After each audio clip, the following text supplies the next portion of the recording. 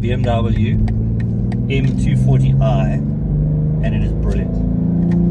We had the 220i the other day, which is the 4-cylinder, and even that feels so brilliantly BMW in terms of look how low I can sit in the car, and look how racy it is, and how well balanced it is. So even though that was a 4-cylinder and not that quick relatively, it felt dynamic. And that's kind of BMW of old for me. So this car, until the M2 arrives, which will be even faster than this car, is absolutely fantastic. So what are the pros? Yeah, so I mentioned that the balance, so you sit nice and low and it feels really well balanced. So in terms of being a driver's car, that means that you almost pivot around the center point. You know what I mean? So it feels like you can point it and squirt it and point it and squirt it. And also, unlike a lot of modern BMWs, this is still built on the rear-wheel drive architecture. So yeah, it's not compromised in the handling stays. Does it sit fast? It sits fast. So the M240i, it's interesting driving, is xDrive all-wheel drive, so it's pushing torque to the front wheels when it needs to. But as by default, it's rear-wheel drive. Okay. What's the difference between Rear and front wheel? Yeah.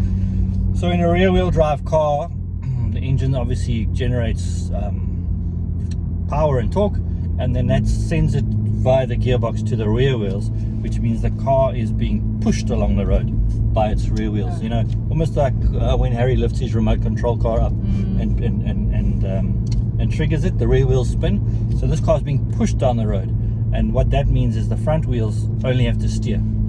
So they don't have to do anything other than steer. In a front wheel drive car, the engine power is directed to the front wheels, and that kind of gives them a dual mandate. So they're having to handle the power and having to steer, and that means in a rear wheel drive car, it's being pulled along the road by its front wheels.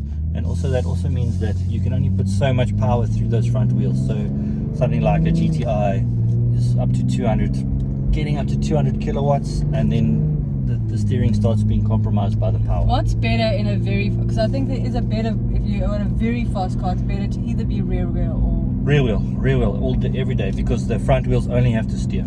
So it's being pushed. It's safer. Well, I don't know about safe. No, it's not safer. It's safer. It's not safer because the rear wheels are getting power. So if you're too quick on the throttle, the rear wheel it'll move around a bit.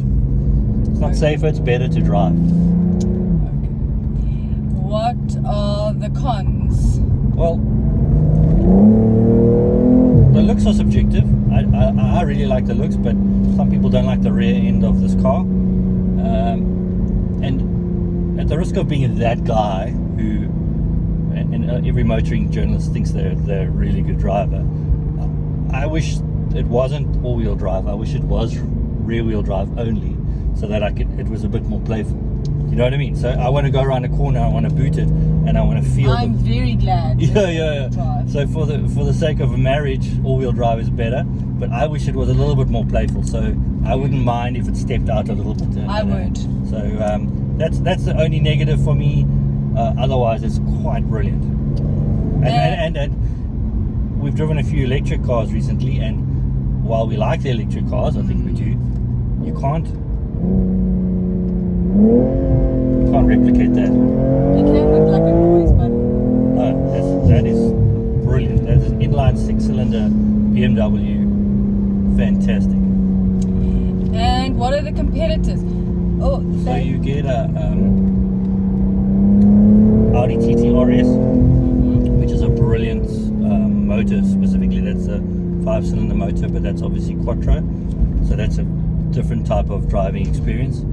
And then a Porsche 718 Cayman, which is a little bit more expensive. So this is about R1 million. For the Porsche, you're looking at 1.3, maybe 1.4 once you've spec'd it. So yeah, not a lot of rivals left in this segment in terms of being pure drivers cars. And how much is this? Just over R1 million. Would you buy one? Oh, I'd love one of these. I think I would. There's an M2 coming, and an M2 is one of my favorite cars, and I have a feeling this, I don't know yet, I don't know, but I have a feeling this is more usable than an M2 will be. So in terms of Every day. And if it's a second car and we had an SUV to run the kids to school, Yeah. and this was my kind of weekend car or your weekend car, Not me. this is quite brilliant. I think it's lovely. Very nice interior. And you don't have to drive it like this either. You can put it in eco mode and it can be Exactly. fuel efficient and comfortable. I'm not even going to ask about fuel consumption. No, I've been doing 8.7.